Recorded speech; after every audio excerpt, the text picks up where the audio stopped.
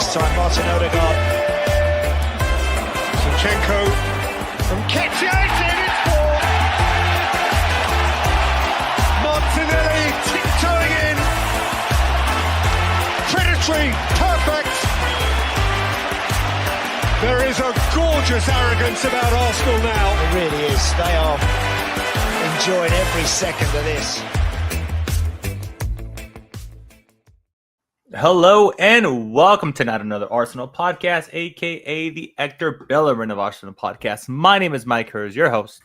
Today, boys, we're going to be reviewing the very professional, soul-crushing 2-0 win versus West Ham. We did not allow one shot on target.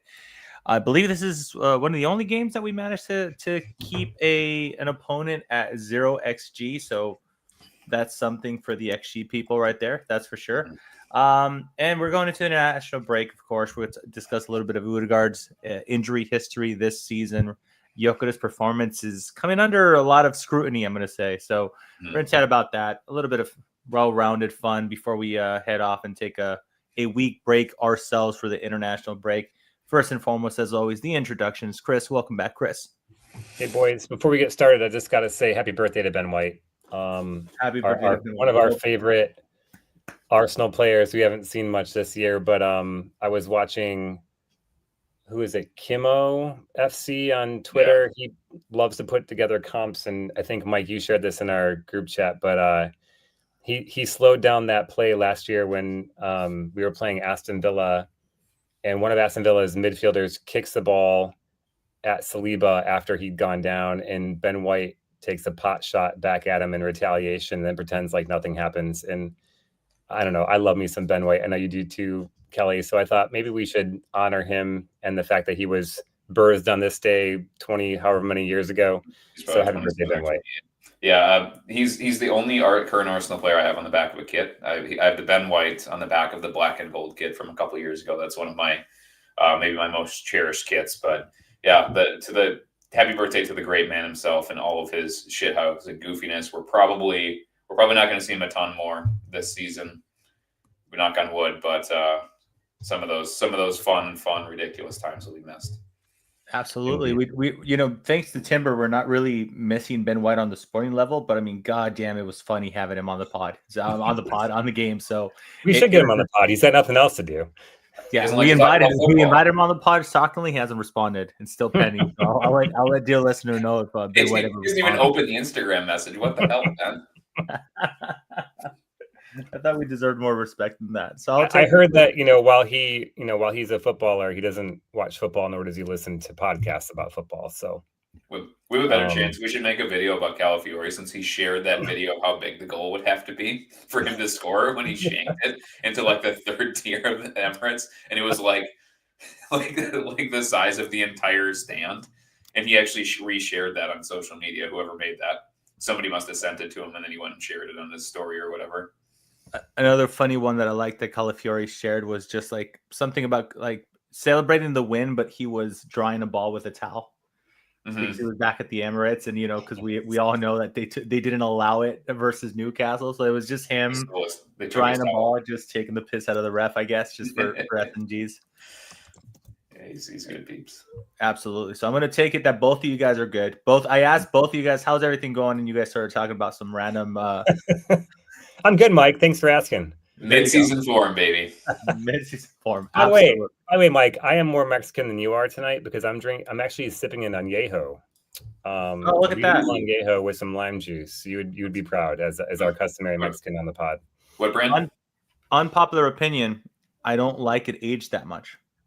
I'm more of a silver for the tequila. Really? That's like a gringo way of doing it. I went for gringo. Yep. Any tequila, ice cold, I can drink. Like I can drink El Jimador $15 just fucking gold tequila. Any tequila on ice, I can do. In place. I'm drinking Insolito, by the way, Kelly. It's a brand I helped launch. Insolito, the tequila for incels. No, not Insolito. Insolito. It means uncommon in Spanish. I even know that. I was going to say it's West Ham Central's favorite tequila. What? How appropriate for this pod when we're talking about West Ham is Oh, that that's how I tied it on. we're drinking West Ham Central's tequila in Salito. Yeah. All right. Just a fat red-haired guy sitting at a computer is on the bottle. Podcast officially brought to you by West Ham Central. Oh my God, I'm dead. Oh. Sebby, get on the AI machine, please. Yes, we need you, Seb. Somewhere. Put out the Seb bet signal. We need him so bad. I don't think he watches us anymore, but I'll make sure to clip this and send it to him. See if we can get him to work some magic for us. All right? Yeah. Chris, starting lineup. Chris, first time we thought this wasn't going to happen. Eze and Odegaard both starting at home versus West Ham. Very convenient game for this to happen. First and foremost, did you ever see this happening for real? Like both of them starting in the midfield, or did you ever think like this is just way too much of an attacking trio to have in the midfielder for Mikel Arteta to ever even be tempted to play these two in the same role? It's a good question. I mean, last week we talked about how we've had 21 different players this season start for Arsenal in the league. And as soon as that occurred to me that we were doing a lot more rotation this year, sometimes out of necessity, sometimes most of the time out of desire to, it occurred to me that I think any sort of combination of players that we have in our squad is like we're likely to see, including in the midfield. I also kind of suspected, though, that if we were going to see both those players start at, I guess what you would call your dual 10s, your dual 8s, so we'd probably have someone a bit more quote unquote defensive behind them. And that's what we saw. It was a perfect time, I think, to try that approach out because Zubimendi needed a rest. He's been flat. I think he's been flagging a bit recently, and I think he played every game, maybe every minute of every game, or most every minute of every game. For us this season, it's a big step up in terms of competition and intensity. So, if there was ever a time to rest Zubimendi and give Rice a start at the 6 in the deepest part of the midfield, perhaps this is the good time to also try out a midfield against a team that's pretty woeful in West Ham. So, yeah, I'm not saying it's all that surprising necessarily, but and I thought we probably would see this at some point. I don't know if I suspected it so early, but it makes a lot of sense in hindsight that it would be against a team like West Ham that can't keep the ball at the back of their net, can't seem to score much either. And we saw both those things happen in this game, not necessarily due to that midfield, although that midfield, I think, worked fairly well together on this day, but more so because of the fact that we didn't see that midfield play. Those three midfielders play together for more than about 25 minutes before Odegaard got injured. So I'd like to see it again. I don't know if it's going to work against kind of big clubs, the Liverpools, your cities, those kinds of clubs, but I think against sort of your bottom feeders, I think that's a good way to put the game to bed, so to speak, fairly early and call it a night. Yeah, West Ham was completely woeful on the day, and I'm just like absolutely shocked thinking about how bad they've been this season and how much worse it would have been if they would have lost Lucas Paquetá, which was rumored to be leaving, and allegedly after the transfer window closed, I think there was a story circulating where Fabrizio Romano confirmed it himself, saying that he was fairly sure that transfer would have happened had he not tweeted and broken the news himself. So it was an interesting little bit of journalism, if you will. Next on the notes, I'm looking at Kelly just because Chris mentioned it, Captain Odegaard. I got first half substitution 3 times in a row due to injury. You'll never sing that on my notes here. We once again record-breaking Arsenal. Always. Yeah. Talk about listen. You guys know that I don't like players that get injured a lot, but I have to have a little bit of sympathy for Odegaard on this one because falls awkwardly one game, misses up his shoulder, comes back, immediately does it again, and this one way. I mean, look, there's conversations going around whether he should have pulled out, not pulled out, whether he should have continued, not continue. I think that's an easy conversation to have after the fact, knowing that he got injured. Because let's be honest, guys. Everybody likes the idea of like a player battling through an injury just to stay on. Yeah. Unfortunately for him, it was an MCL. Wasn't a good idea. He didn't know the extent of it. We don't know if it like made it even worse or not. But I guess it's a positive note that he was able to continue to play and walk on it for a little bit, Kelly. But How unfortunate is this captain of ours, Kelly? I think it's so hard to figure out whether it's something that he's doing, like from physical perspective, because it's been our observation for the last couple of years that he's gotten very, very light and wiry. He's never been a big guy to begin with, but he really has been super lean. He kind of has that body type where it's probably very difficult for him to keep muscle mass on. Has an insanely high engine, so just his mannerisms and like how he plays the game means he's probably less inclined to be able to carry heavier body weight or keep muscle on. But how much of these recent kind of like bad luck impact injuries is related to that observation? How much of that is confirmation bias? It's hard to say. But he's taken. I would consider this a pretty innocuous knee-to-knee in which the other player didn't have any issues. We see it quite often. And he's taken a tough fall, but nothing extraordinary or anything. And all three of those impact injuries have taken him out for an extended period of time, I guess. I think it's naive to say that's not bad. A lot of it's not bad luck to the extent that luck exists, Mike, earmuffs. But I do think that there's some physicality. I think there's some physicality issues that are likely playing into this a little bit. We talk a lot about how he plays injured internationally, which I don't think helps at all. His willingness and maybe insistence on playing injured. That was part of how he got his big injury last year. Obviously, was getting his leg rolled over to an international duty. It might just be the cumulative effect of his lean frame and kind of how he keeps how much muscle he carries himself with, and then the unrelenting schedule load both domestically and internationally. And it's kind of running into one of those seasons where he's just going to be hurt a bunch. But we have to look at on the bright side, though, is that we have arguably a better attacking midfielder that we just bought and paid a lot of money for, who can step right in. And we have one of the best attacking midfield prospects, like U21 players in the world behind him too.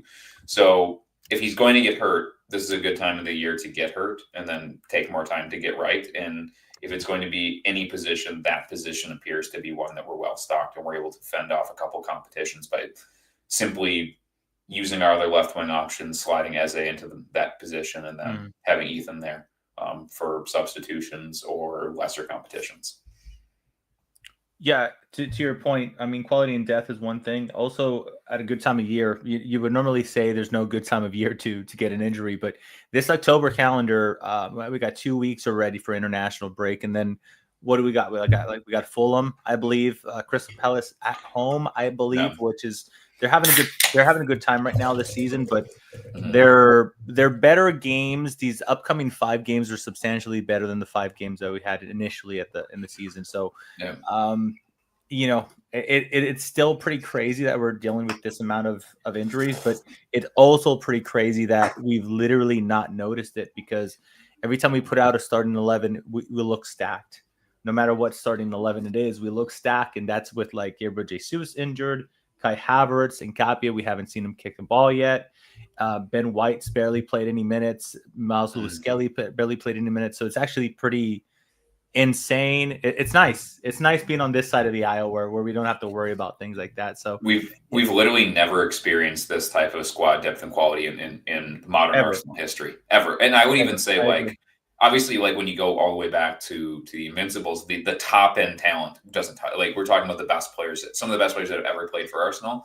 But as far as like going 18, 19 players deep, have we ever had a squad that your third choice left back is this good, or like you get Ethan Nwanery's your second backup, your third string attacking midfielder in that position? Like, it's we spent a lot of money and a lot of development to get here, but it is a very different kettle of fish when you're not one injury away from the entire season going into crisis and you just go next man up because you got multiple guys coming up that can do it. Yeah, we have 0 points of failure this year, which is lovely to see. Odegaard goes down, no problem. Saka goes down, we'll deal. Madueke goes down.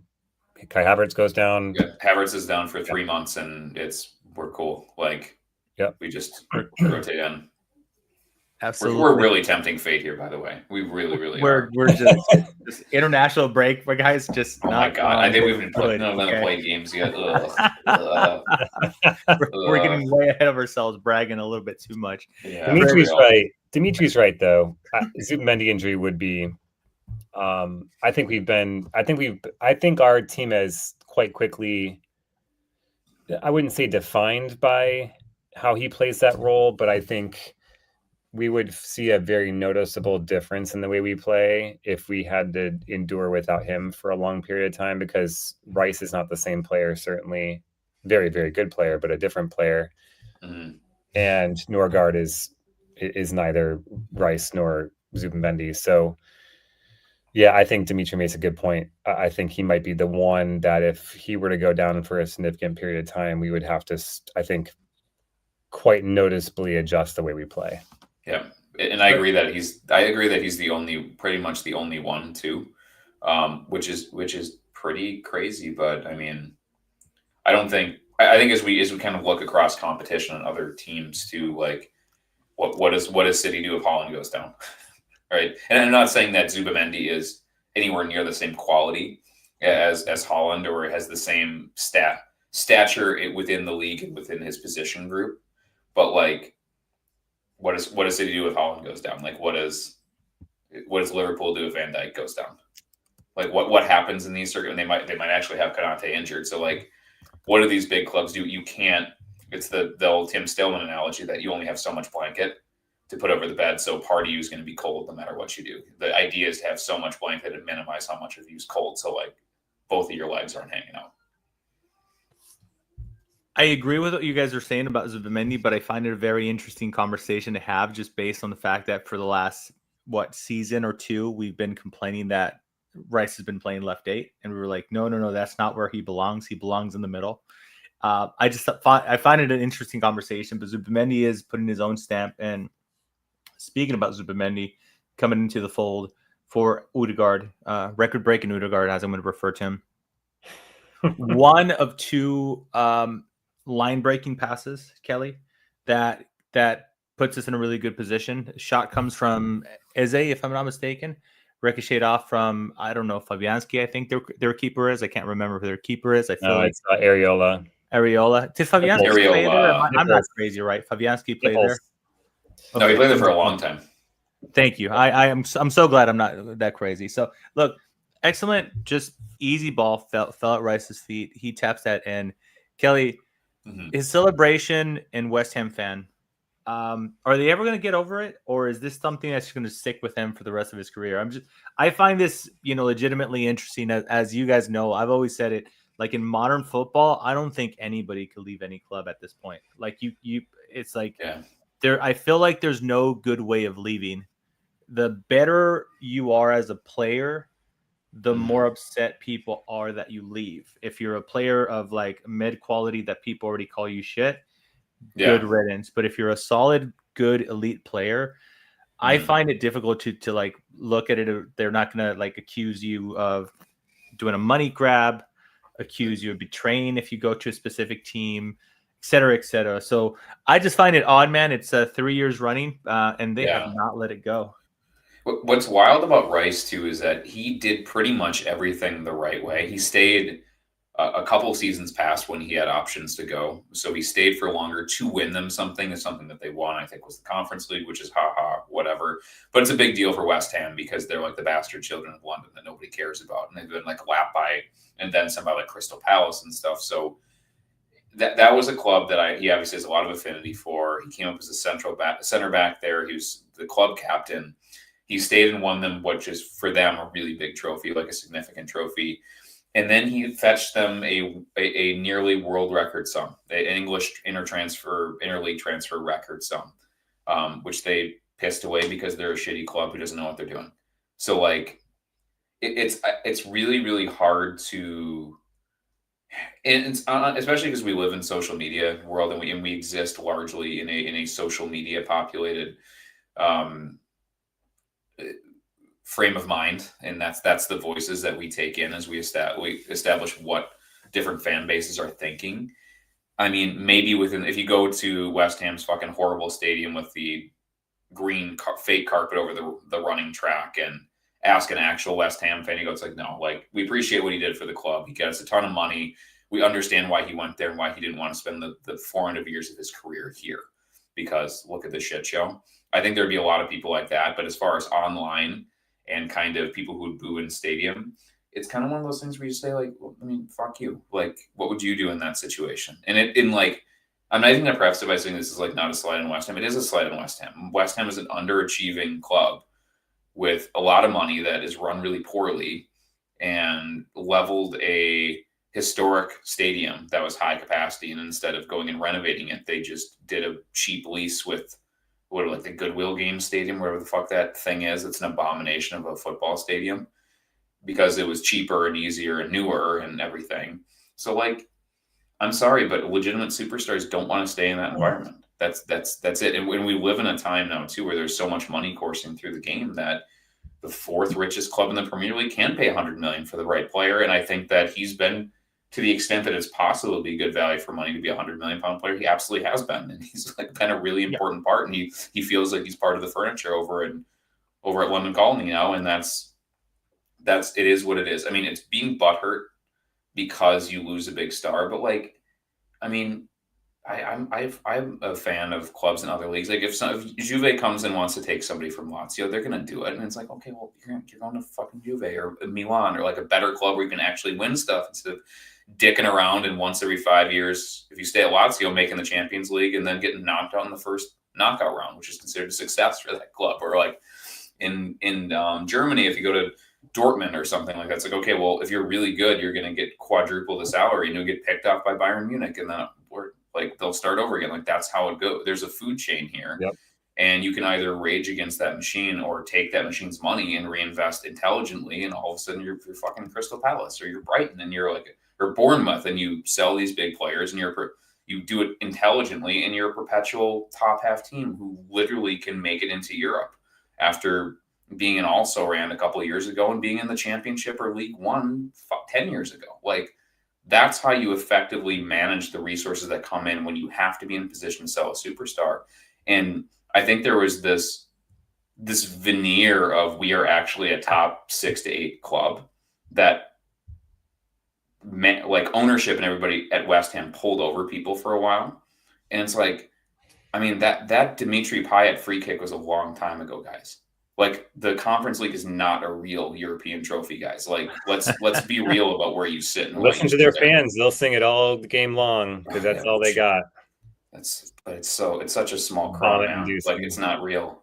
I think that's where the social media aspect comes in, like the whole celebrating the Conference League and like making it seem a little bit bigger than what it is, and then it does trickle down to fandom in real life. I do believe that because I mean, like you know, I know that you gave the example that it's the majority of people online, and we do consume that the most. But these are fans, away supporters, or West Ham singing "You should have gone to a bigger club" to Rice.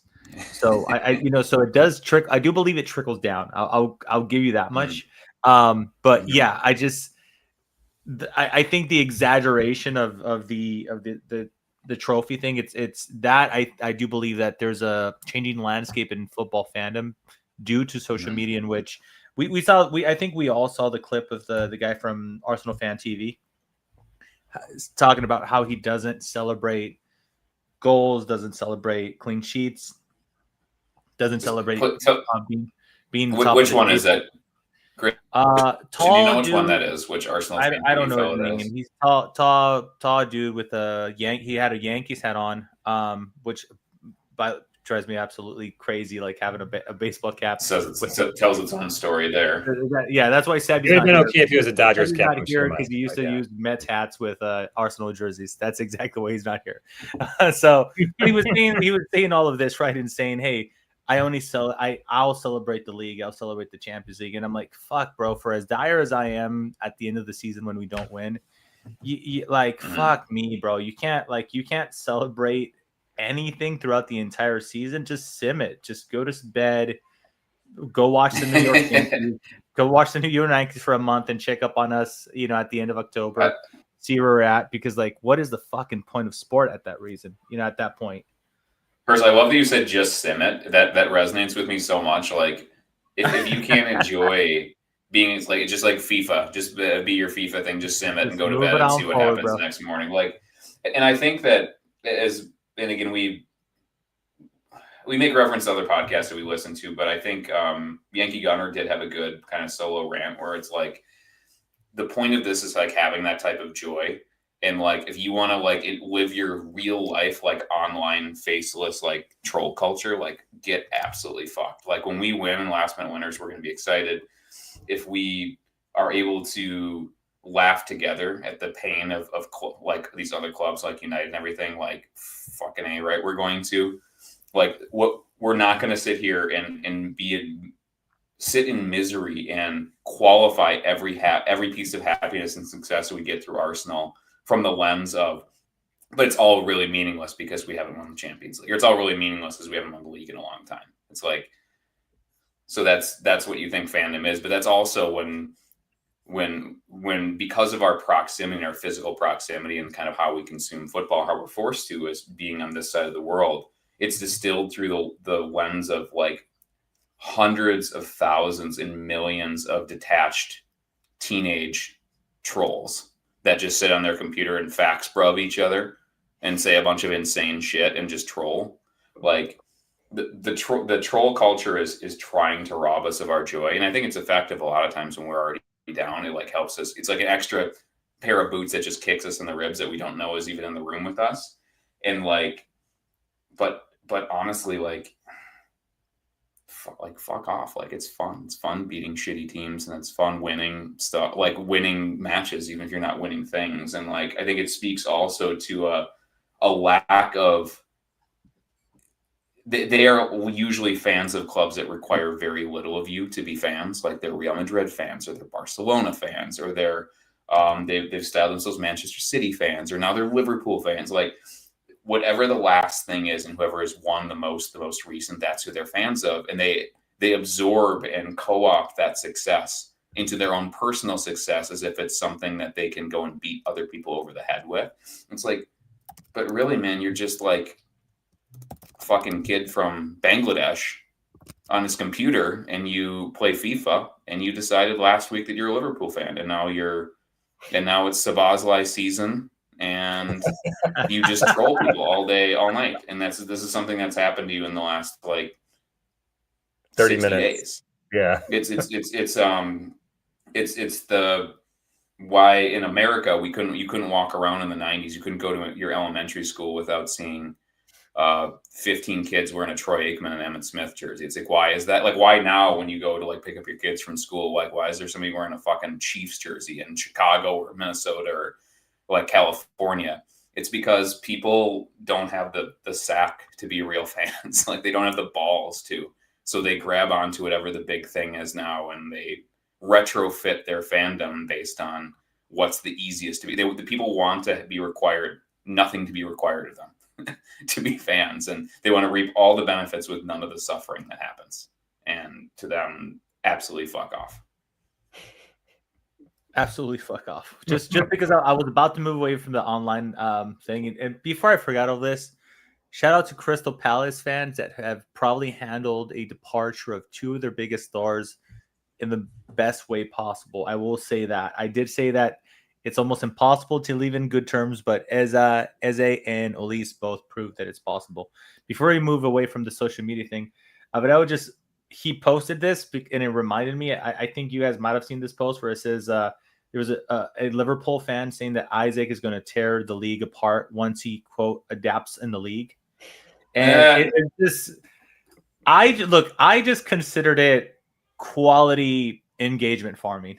It was a blue tick. I'm giving this person the benefit of the doubt because there's no fucking way. There's no way that this person is legitimately saying things like that. Or it's that kid who lives in his basement in Bangladesh who picked Liverpool in the last 30 minutes of his life that's posting that. You never know. Yeah. Drinking Insolito.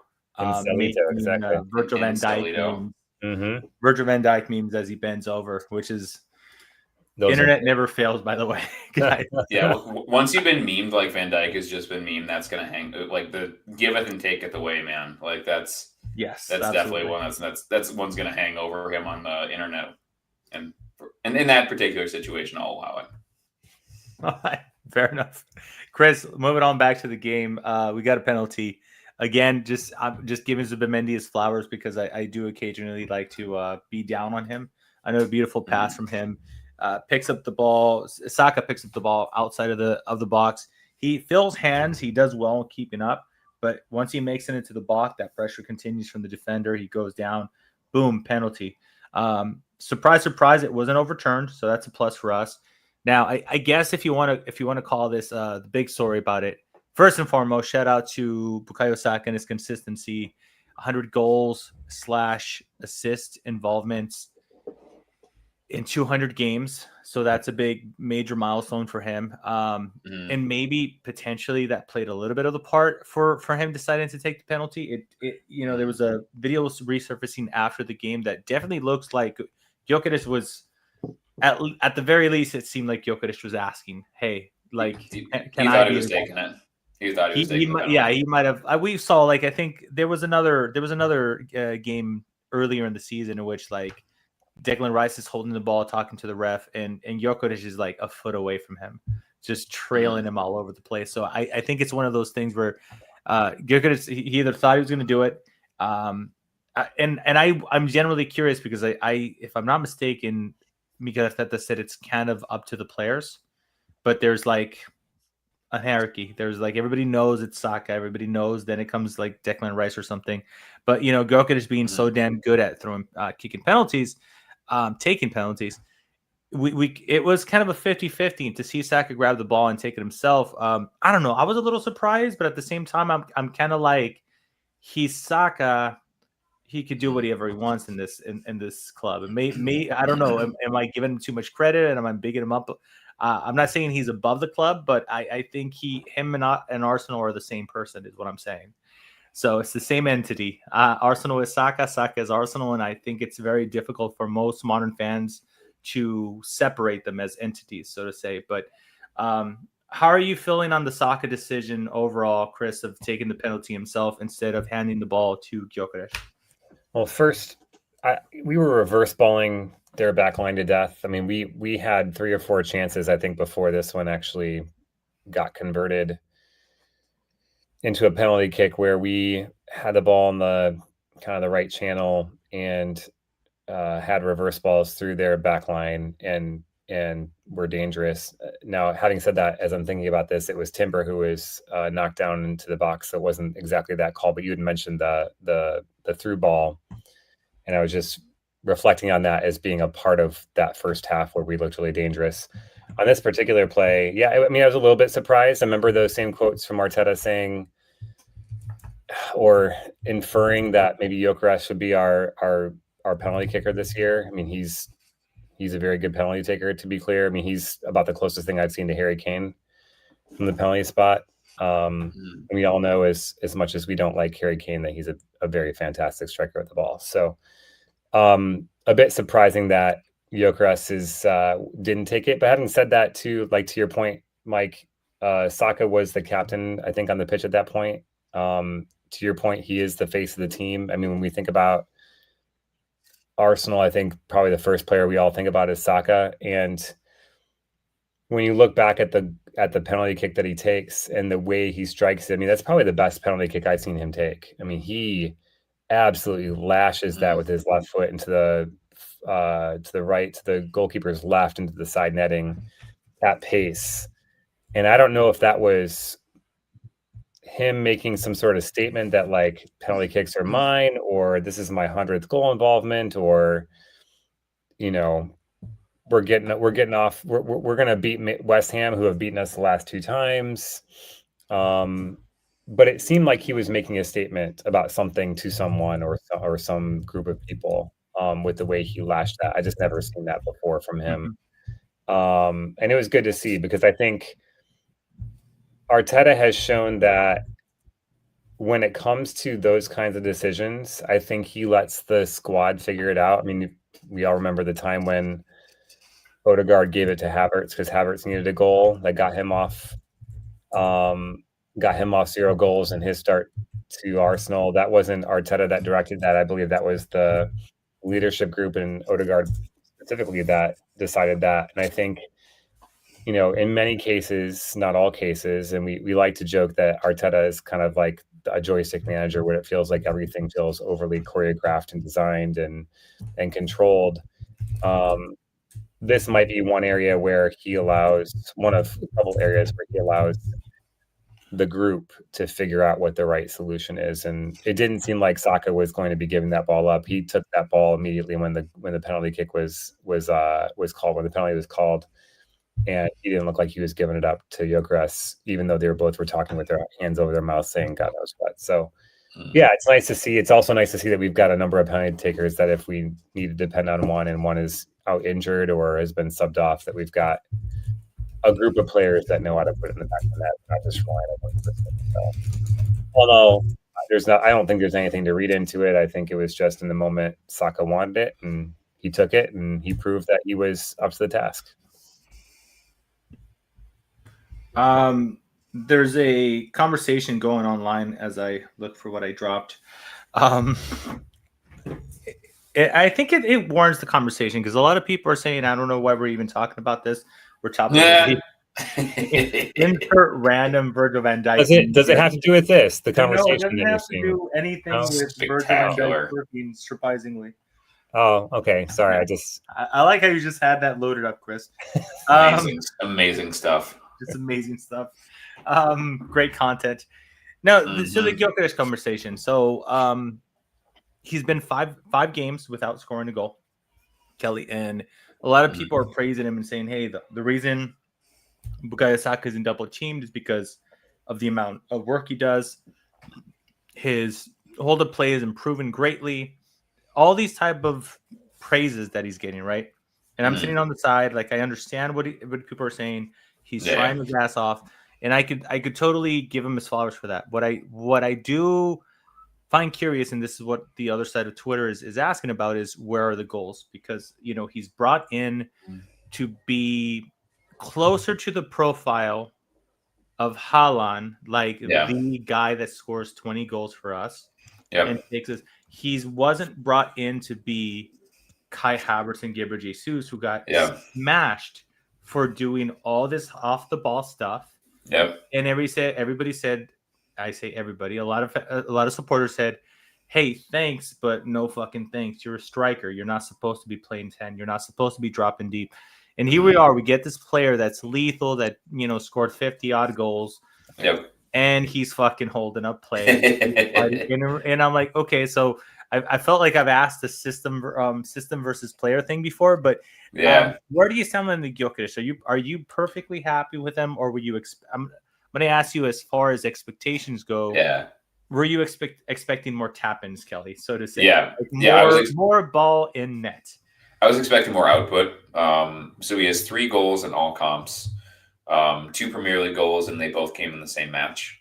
One of them being a penalty. So we have 1 open play goal for Gyokeres so far in the first, 6 or 7 matches. That is less than what I anticipated, if I'm being completely honest. And I think I can hold 2 ideas in my head, or I hope I can, that I am pleasantly surprised with the type of hold-up work he's doing, and I've been impressed with how some of the layoffs and hold-up and retention, all that stuff has been going so far. That part is coming quicker than I thought it would, because obviously when you go from Portugal to Premier League, there's a huge physical difference, and like the center backs being up your butt immediately when you're on the ball is very, very different. It's maybe even different from any other domestic league in the Premier League because of, I mean, we can see when guys go to Italy and it's fucking Scott McTominay is it's Serie A player of the season. Like it's a very, very different level physically, and in jumping, he jumped a couple tiers immediately. He didn't go from Portugal to mid-table Spain. He didn't go to Portugal to Italy. He went directly here. So the hold-up play and the other stuff, he has gotten quicker, but he's scoring goals less frequently, and he's getting opportunities to score them. And I think that he's missed a couple really gilt-edge opportunities. And that, I guess, is what's a little bit disappointing. He seems to be finishing about the same as our other kind of like hardworking, good team player, but profligate strikers are. So he's not, I wouldn't say that his finishing does not look much different than pillow feet Havertz or streaky Gabby Jesus in that position. And I think that's where he proves his value. If he does the hold up stuff, the extra stuff that we don't expect him to do a lot of, at a 6.5 to 7 out of 10, that's a big win because we don't think he's going to do that. We thought he was going to come in and like not contribute and only score, which is good. Again, I want him to do that stuff. I think that is a net benefit to the team if he's doing the other stuff, but he does need to start converting at a better level to make it worth our while. Because if we wanted somebody to just do all the other shit, we probably could just put Martinelli up there and tell him to run around and do all the other stuff. So like, and I understand the grand context of the market. Like Liverpool literally just bought like 2 strikers, 2 center forwards that were like considerably more expensive than him, right? Mm-hmm. And like, even though Nick Voldemade is seems to be a good fit for Newcastle, and I think he scored 3 Premier League goals. Like he also cost like 90 million, so he cost significantly more than Gyokeres did. I do expect 15 goals in the Premier League with how good our club is, how many chances that we create, how much he's going to be starting. Like. That is, I think, the bare minimum to be in that kind of like top 8 Premier League goal scorers, and 20 in all comps really is a reasonable expectation. So if he's going into the last month of the season, he's spot starting and Havertz has been playing more and he has 8 Premier League goals, I think that's disappointing. And provided we win stuff, I guess I don't care that much. But like for him specifically, the goal scoring has been disappointing. I've been surprised that he doesn't appear to be like this lights out elite finisher. And but I have been surprised with all the other good stuff that he does. But ultimately, we got a lot of, Mike, like we said before, a lot of people do the good stuff. We've got lots of people that do the good stuff. We need the end product. That's what our club is missing. So like, let's do that. I agree with all that. I also think if you watch him when he doesn't have the ball, when the ball's at the wing, you're seeing a lot less double teaming of our wingers, and you're seeing Saka or sometimes Odegaard, because Saka's seemingly played a lot more centrally this season. If you look back, he's receiving the ball and passing the ball from central spaces a lot more often than he was in the past, where he would usually receive the ball on the touchline. And you're seeing those wingers, whoever is inhabiting that right wing or left wing, often 1v1, because teams are having to double up on Gyokeres because he's just such a haul, and you can't really mark him with one player because he'll hurt you. So I accept all what you just said, Kelly. I think we need more goals from him. I also think because he is taking up the attention of 2 center backs, that it's allowing for more space for other players. And if you're commanding 2 center backs' attention, A, it's going to be hard for you to score, but B, you're going to make it easier for other people to get in positions to score. So I don't know. It's you bought him because he was like the leading scorer in Europe, right? So you expect at least a fraction of that to come and translate into the Premier League. And I think Abreu is right in the chat. It's still too early to really make some grand assessments about him. He's been here for a hot minute. You'd like to see a bit more coordination. I can't believe I'm saying this, but a bit more strength. Like my surprise about Gyokeres is actually that he falls over a lot in duels, and he's a massive guy. And I know he's going up against massive center backs, but there's something about, like, I don't know if it's a lack of coordination, a lack of strength, just a lack of like poor balance. I don't know what it is, but he seems to get moved off the ball easier than I expected. I expected him to be, I think this was Andrew's phrase, but a bull in a china shop. He is a bit of that, but it's a bull in a china shop that when he kind of like crashes into a shelving unit, the shelving unit falls over, but so does he. And I was hoping that he would run some people over, stay on his feet, and put some goals in the back of the net. Again, it may be still coming, but that's been surprising to me. Absolutely, yeah. I think we could all agree that it's still a net positive for the team. Oh, yeah. Having him in the starting 11. Yeah. It's just not what we were expecting.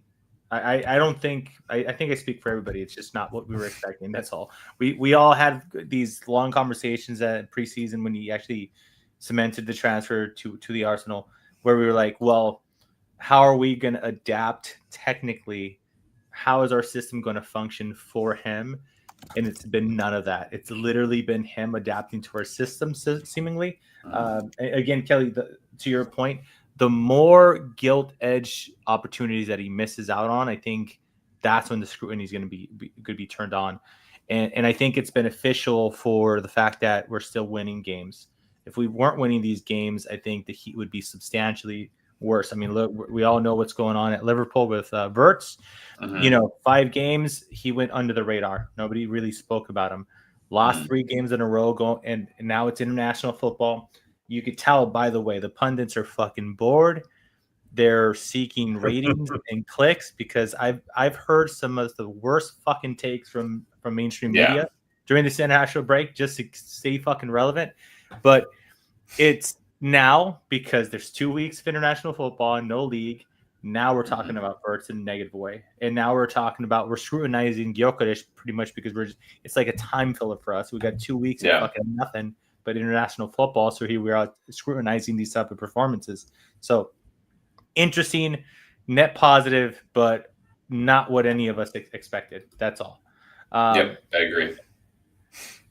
One happened a few weeks ago. We didn't cover, and now recent reports suggest that Timber also signed.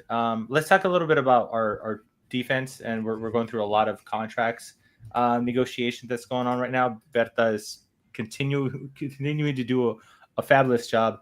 Saliba, Chris, it's one of those things where you know how he's one of the names in which every time he was here, like every single Arsenal supporter that like made a comment, a tweet or something, everybody kind of accepted he's going to Real Madrid. And everybody just kind of accepted like, hey, he's just that he's that level of footballer in Arsenal. For as much as we like them, we're a big club, but Real Madrid is in his own unique bracket, along with Barcelona, I would say. Somehow Barcelona being, I don't know how many in debts and season 5 of them going under bankruptcy, right? Somehow, but they still carry the name. Historically, a very big club. His comments about, saying that he sees these things at Real Madrid and saying for him it's always Arsenal. He was always an Arsenal supporter. He admitted that things were difficult when he first got in here, the way everything started in his career, being loaned back, losing the number. But ultimately, he was like convinced. And one thing that he said that I liked was, he said I haven't won anything yet. Yeah, we got the FA Cups and the Community Shields, but he was like, he wants to win the league. He wants to win the Champions League. So it's really reassuring to hear such a high quality player speak so highly of us. I assume you're happy, as every other Arsenal supporter here, about this contract extension, Chris? Hell yeah. And he's the kind of guy, again, to your point, that we all feared would leave. But when you think about Saliba as the human, not necessarily the footballer, he strikes me as a guy who is a bit more introverted, unless we score a goal and then he becomes a severe extrovert, which is hilarious. He lets it all out. Yes. Yeah, he does. Yes, a guy that deeply appreciates being appreciated and loved, and I think he has that in spades at Arsenal. A guy who likes to feel settled and depended on, and I think he has all that at Arsenal. And when I think he's had enough encounters now with Real Madrid, both in terms of real life encounters playing in Madrid against Madrid, but also being linked to Madrid and hearing about Madrid in the news, all that kind of stuff, talking to even national teammates who might play for Madrid, where it feels like there's a bit of a cultural misalignment between what Real Madrid does to you and who he is. I think there's a lot of pressure at Real Madrid. There is a very strong PR arm for Madrid that if they don't like what you're doing, you get pelters, in the media. And not to say that he's not going to go to Real Madrid eventually, but I don't know that the culture around Real Madrid fits Saliba in terms of who he is as a footballer and as a person, in the same way that, Arsenal feels like a family. Again, for better, for worse, sometimes it feels like a family in a good way, because people feel like they can find their place and they can make it feel like home and it feels comfortable, and it allows players who might, otherwise maybe wilt under the pressure to be able to manage that pressure really well. But at the same time, it gets people maybe too comfortable and they don't want to leave when maybe they should leave. Um, but because he's at the top of his game and because of the kind of person he is, it just feels like, the perfect fit, like the perfect glove, right? Like that fits over your hand. Saliba just seems to fit what Arsenal is right now and who we are. And I think for him, despite the rocky, rough start that he had when he came here and, was playing for the U21s and then got loaned back to Saint Etienne, and then, people said that Arteta hated him, even though it wasn't true. And then he had to prove himself. And finally, he became a stalwart, first team selection, first name on the team sheet kind of player. That I don't know that in some ways, I think that's kind of priceless for a guy like him. And I mean, he seems to have a good friendship with Gabriel. He seems to get along with everybody in the team. I don't know. He's what, 23, 24? Yeah. Just entering maybe not even his early prime yet for a center back. He's got plenty of time to go play for a club like Madrid if he wants to. But I think he's going to feel a bit of a debt of gratitude to Arsenal for putting their trust in him at such a young age and platforming him in a way that's allowed him to become his best under maybe less pressure than he would if he was at a bigger club. He's now, a regular on the French national team. He's talked about routinely as probably the best defender. That's at least, best young defender in the world. And I think he does feel like there's unfinished business in Arsenal. I do feel like, up until a point, if he hasn't won something, he's going to want to stay here and complete that business. So, yeah, I'm excited. I'm thrilled. You don't want to see a player leave to Real Madrid of that caliber, especially to Real Madrid, who, if they really want you and that player wants Real Madrid, they'll find a way to get him out of your club for free. So, let's keep him. Let's pay him what he's worth. Let's have him for his prime. If he wants to leave in his late prime, feel free. But for now, he's ours, and I really hope he raises multiple big trophies while he's at Arsenal. Yeah, I think I've mentioned this before, and I think especially when you're making lots of money and you're playing in the Premier League and you're playing in the Champions League, we underestimate how many footballers and professional athletes want to be happy and feel loved and welcome and comfortable and feel like a place where their family and friends can enjoy living in the city that you're in and feel a part of everything, right? And you got time. Like, if you want to scratch that itch, if you get late in your career and you need to go somewhere, he's got a decade probably where he can go somewhere else. And if he wants to go to Paris FC, who will be managed by Pep Guardiola by then and play in a 400,000 seat airplane hangar or something, like, if he wants to go and win a major trophy or something because he couldn't get it in his prime at Arsenal, he's going to be able to do that. He's that type of player. Like, you want to be happy, and you want to feel, and again, like, as a defender, like, I don't think it's a coincidence that all these defenders and goalkeepers want to stay here, because it's a system that's incredibly conducive to defenders, right? It's a part-time job. Jesus, we play a system where you're surrounded by some of the best defensive players in the world. Your numbers look great because you're able to pass. You have ball retention, so you're able to pass at a super high level. You have really low goals against. Like, if you're Saliba and Gabriel, you're aware that the people consider you the best defensive partnership in the entire world. Like Timber too. Like, it doesn't escape Urian Timber, who, like, in spite of his like modest social media presence and like time spending reading the Bible, like, he's aware that since he's gone from being a center back at Ajax to playing at Arsenal, he's now considered one of the best defenders in the world. Like, people want to do that. And like, do you want to go and just get fucking, like, what I've always thought about the Liverpool thing was, like, do you want to look like an asshole like Konate looks like at Liverpool sometimes? He's so strung out and playing a high line. Like, Kirkash, people think that he's a dipshit, and he was like one of the best thought of young players in the world when he was playing at Bournemouth, because he just, like, They're asking him to play wing back and play a high line, and also you're in a back four, dude. Like, people don't want go and play for Anne's Postecoglou. They don't want to do that. If you're a defender, if you're a defender, you want to play for Mikel Arteta. Like, especially if you're a ball playing center back or like a ball playing goalkeeper, you want to play for this guy because he literally is doing the stuff that makes you look the best. And I think Raya has now overtaken the Pope? he's overtaken the national team. Yeah, on international view, I think he's probably going to be Spain's number 1 in the World Cup, and that was not the case when he was playing in Brentford.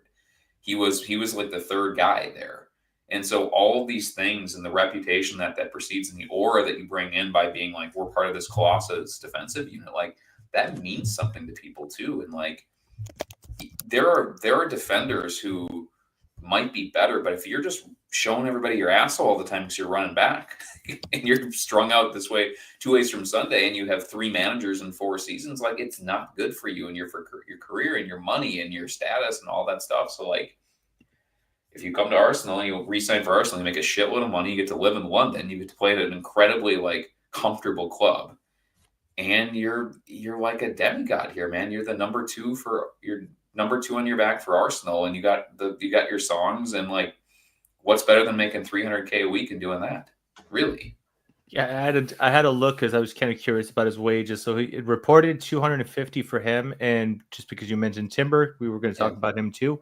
Recent news broke that they took him from 90 to 200K a week. Yeah. So a substantial pay raise, but to your point, Kelly, he left Ajax in a nice way. He came over here, got injured, got the horrible ACL that rolled him out for his entire first year of the Arsenal, came back. Majority of his games was spent playing left back, and now the majority of his games been playing at right back. But it's hard to, again, talk about media farming.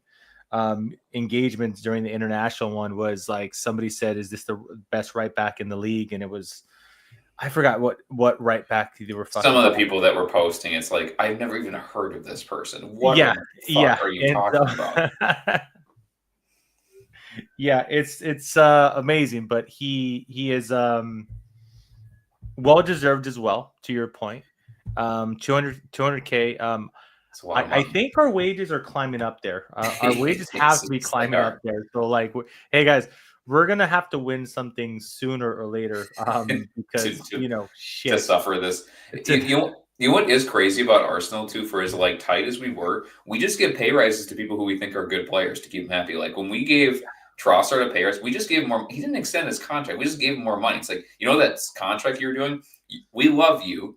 Keep trying hard, brother. Here's more money. You don't have to extend your contract at all. We're just gonna pay you more for the same thing. It's oh fuck, this is cool. Didn't we just do that with somebody else too? We gave them improved terms where we just paid him more money. Trossard, I believe that he didn't get an extension. But the whole conversation during the summer when everybody's flipping out was just literally giving him more money. So same time on his contract, but hey, you're a bigger part of this group than we anticipated. We're not going to extend you for whatever reason, but here's more money. I got to tell you, that would make me try harder. I would like that a lot. It's oh shit, they're not even making me stay any longer. I can still leave on a free in 2 years, but they're just paying me more money. It's okay, cool. I like this. I mean, that's got to be. I suppose it can set a dangerous precedent, but that is something that we say we're going to give you more money because we don't ask anything of you because we feel like you deserve it. That's a pretty powerful thing to be able to say. And again, if you're just saying I want to be the destination, I want my players to want to re-sign with me, and I want agents, I want to be the destination of choice for these players because you're going to be treated really well. And even if you have a contract, and even if we don't necessarily want to extend you, we'll literally give you more money because we think you're worth it.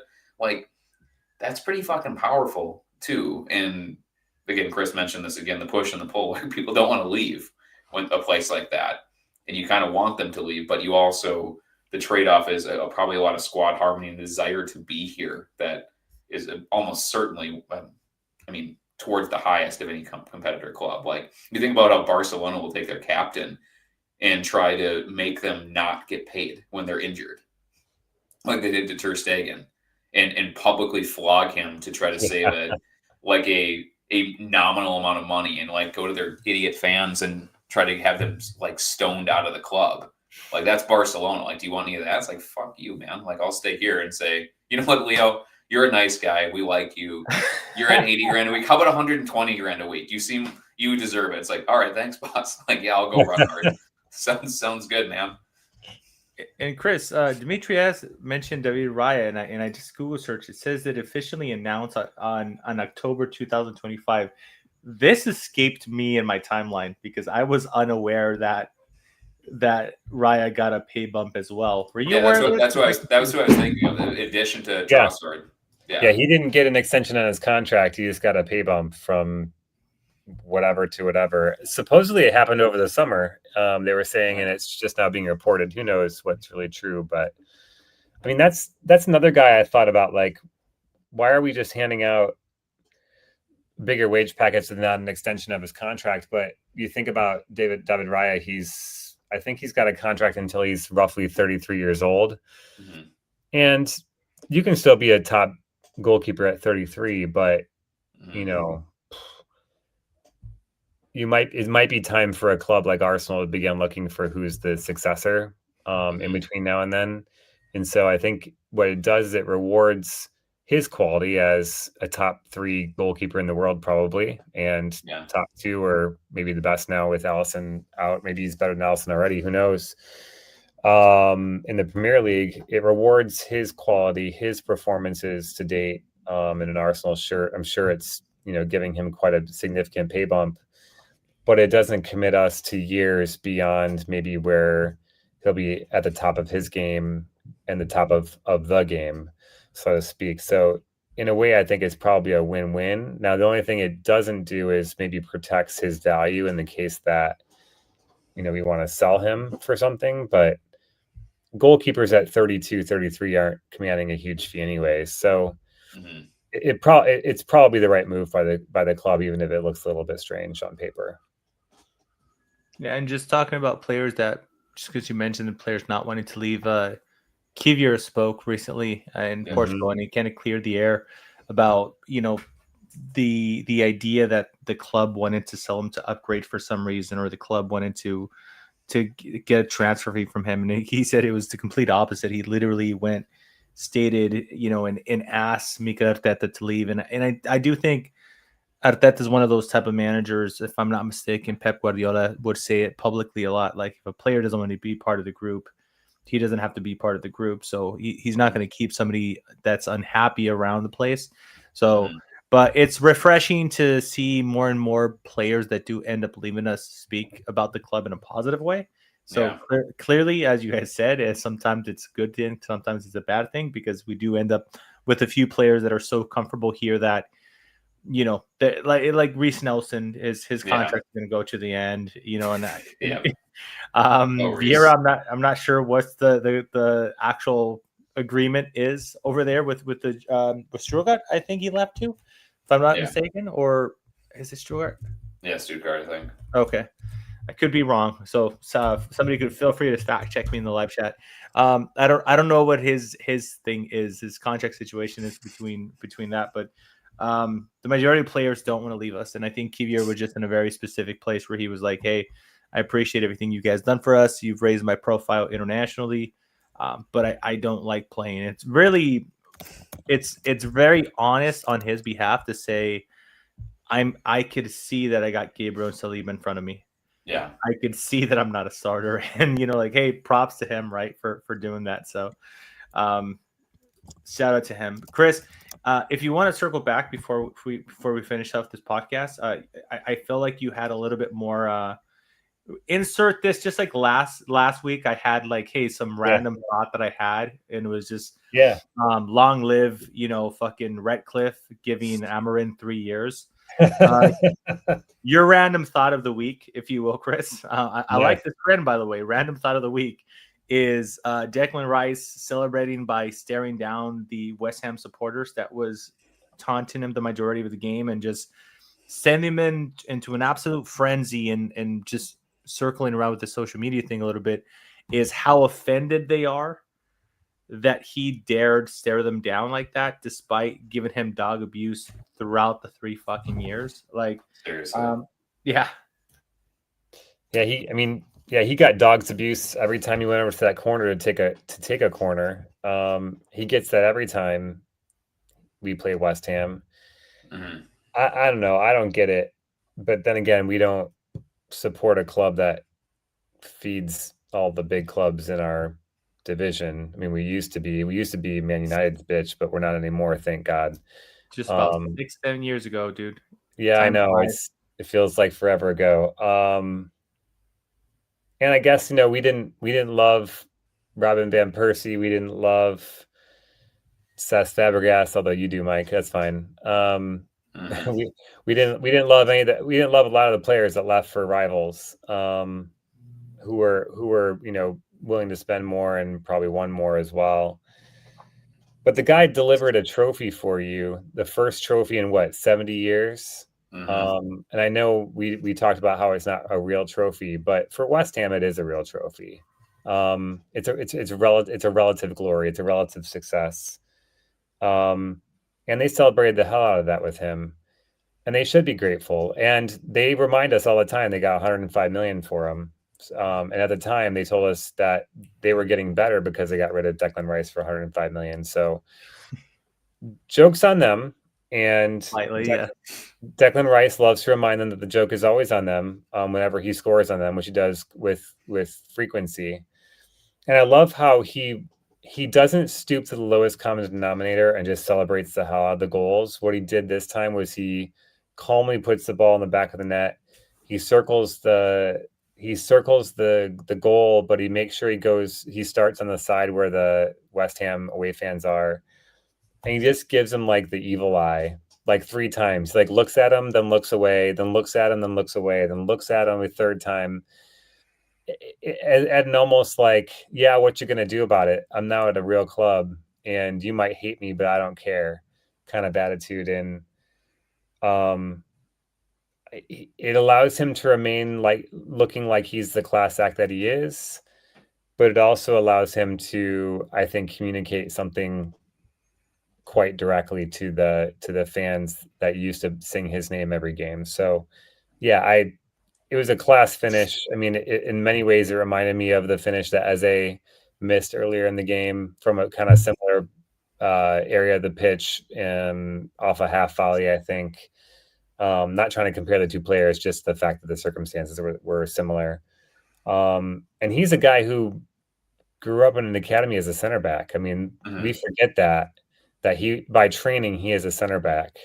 He became a DM at West Ham, and now he's sort of an all-action midfielder who scores quite a few goals in the process, and also takes free kicks and also does corner kicks at a world-class level. So the guy's an absolute technical genius. He's our motor. He's in many ways the heart of our midfield. And he dunked on West Ham fans without having to do or say much about it. So he's easy to love and root for. Absolutely. All right, boys. Is there anything other of note that you guys think I forgot, or are we in the podcast right now? We are going to take.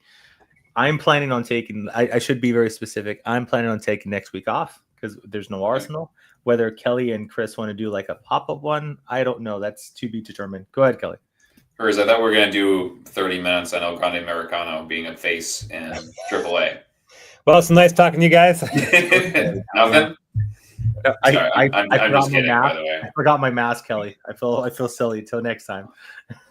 Also, we found a tremendous video of Magic Mike in a place you wouldn't expect him. Mike's personality and his spirit is such that he can penetrate AI and show up in places that you never possibly expect him. And if you see him on the street or see him online, you ask him about where he's popping up on AI. That's all I got. I mean, Kelly, if you want to keep talking, I'm sure I could find the screenshot and share it. But I think it's one to share by link and tell you stay till the end of the video because you'll get a surprise from a special friend. There you go. We'll link. We'll definitely tweet it out on the Twitter account for those of you that follow us there, which is the majority of people in the live chat currently. So I know we're gonna call it a night. Off to bed we go. At least I go. as the Dodgers continue to lose 3-1. Yes. Good. Here we are. Dodging wins, baby. Dodging wins. Dodging over there. wins. Chris, I'm going to tell your listeners where they can find you, sir. West Suburban AFC. Hey, my Cubbies are still in the playoffs. They're hanging on by a butt cheek. They beat the Brewers today, so they're down 2-1. But yeah, we'll see about a pod next week. Maybe Kelly and I will figure something out. Maybe we'll bring on a guest. I have all these plans for what we can do when we don't have games to talk about, and then we don't ever do them. But maybe we'll take one of those ideas and put it into practice. So stay tuned from us. But yes, good to talk this boring ass game with you guys and make it fun and had some good laughs along the way. Oh yeah. That's an okay, said Kelly. What's that? No, I heard you say okay for your goodbye. You want to tell your listener where they could find you, Kelly? At South Metro AFC. Yeah. Football. Football is wrestling, incel-based tequilas, like whatever you got. Insolito. And I would new brand today. Yeah, our new sponsor, Insolito, the tequila for the lonely man on his computer. Yeah, I think we're gonna have some interesting activity on our not another Arsenal podcast Twitter page. I think there's gonna be some good links and maybe some AI influenced art for all you to consume tomorrow. Can't wait for that Insolito picture to come out. It's gonna hit so good. So this has been not another Arsenal podcast. As you know, you're listening to us on YouTube, but you could also find us on Apple Podcasts and Spotify. My name is Mike Hers. I have been your host. I'm going to take a week off as my two co-hosts potentially podcast out next week. Chris is the only adult in the room that has ideas outside of the Arsenal, so hopefully something will come to fruition. Boys and girls, till next time. Thank you so much, live chat. Later. Right foot this time, Martin Odegaard. Zinchenko from Gyokeres in it's four. Martinelli tiptoeing in. Predatory, perfect. There is a gorgeous arrogance about Arsenal now. It really is. They are enjoying every second of this.